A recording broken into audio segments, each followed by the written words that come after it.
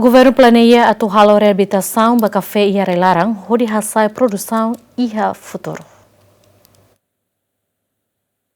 Foi participa reunião Conselho Ministro Quartanei, Ministro Agricultura, Pecuária, Pesca e Florestas, Marcos da Cruz Atete, Ministério da Orçamento de Halo Reabilitação, Bacafé e a Território Nacional, também Café Hum Barak Macantigo Ona, no lado fo produção dia, governante ne hatutan, Ministério Mos Serviço Hamoto com Agência Internacional Hanesan ADB, liu husi projeto Calip, de Halo Reabilitação Bacafé no cuida fale produto selo, nebe bele consumo e a café okos wain hira halo reabilitação. Café nemos itania prioridade hutu nebe itabuka atu halo reabilitação ba café ita é orçamento do Estado niani ita tau hela montante balu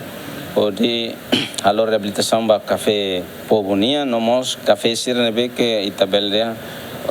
Estado nia sociedade nia plantação nebe itse qualia ho itania comunidade e neba para itabel serviço amutu oi não sama que itabel desenvolve itania plantação café mas e governo ita taumos prioridade para aumenta a produção café nia mas e falemos ita eta apoio você EDB mas e projeto ida bolu narang Calip nemos fokus vai a café nemos serviço ela implementa hela programa Calip ne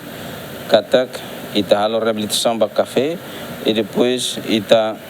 mos aplica sistema de bolodia agroflorestal katak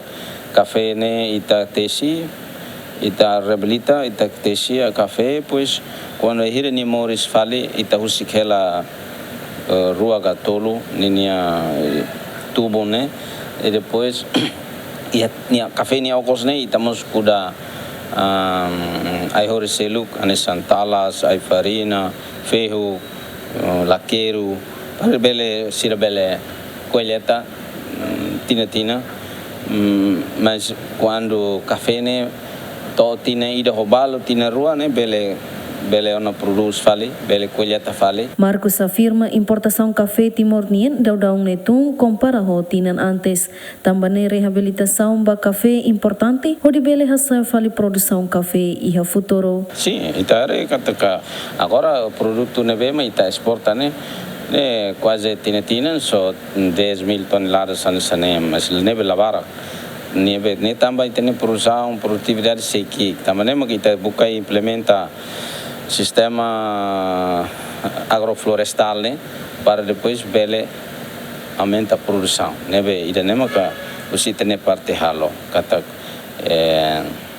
e a parte técnico ita halo formação ba iteni agricultor sira hodi e conhecimento técnico ba sistema ida né agroflorestal né desse café e depois